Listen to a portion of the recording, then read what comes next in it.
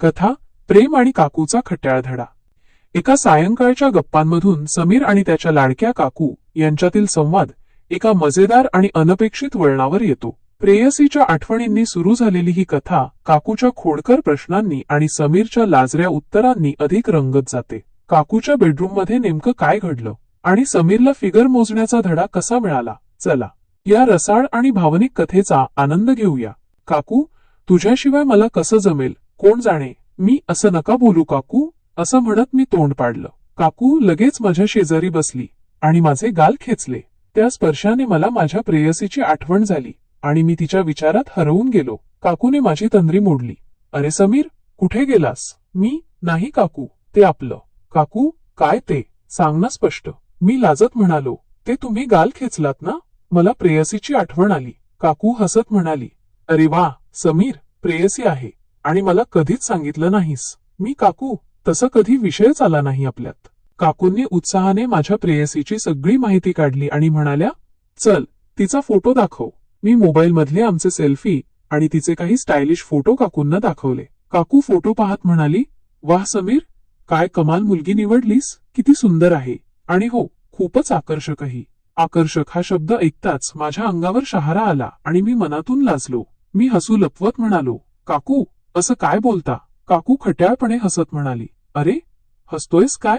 खरंच सांगते, तुझ्या प्रेयसीची फिगर जबरदस्त आहे. काय माप आहे तिचं? मी हसत म्हणालो, काकू मला काय माहित फिगर. काकूने भुवया उंचावत म्हटलं, अरे खोटं बोलू नको, तुला कसं माहित नसेल. आजकालची मुलं तर खूपच पुढारलेली असतात. मी मुद्दाम न समजल्याचं नाटक करत म्हणालो, काकू खरंच? तुम्ही काय म्हणताय, मला कळलंच नाही. काकू डोळे मिचकावत म्हणाली, अरे शहाण्या, मला माहित आहे तुला सगळं समजतंय, मुद्दाम नाटक करू नको. मी नाही खरंच काकू. काकूने चिडवत विचारलं, म्हणजे काय, तुम्ही अजून काहीच केलं नाही का, म्हणून तुला तिची फिगर माहीत नाही?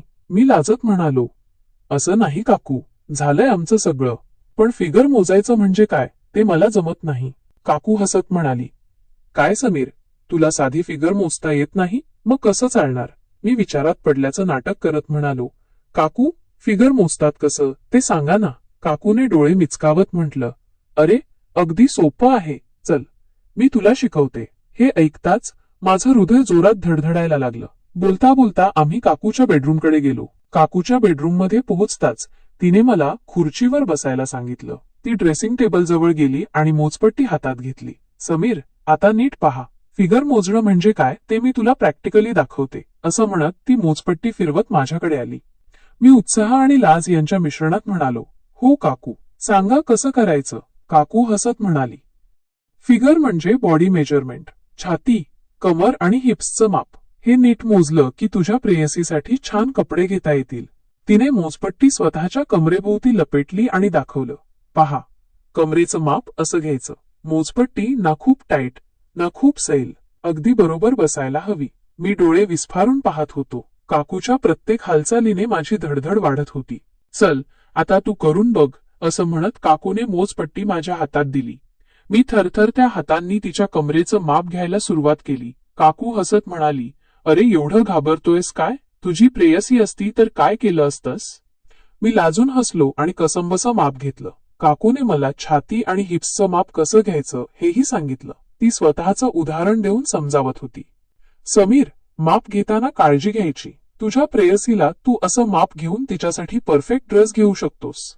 मी मनात हसत होतो, काकू ड्रेस तर ठीक आहे, पण माझं मन कुठे भटकतंय.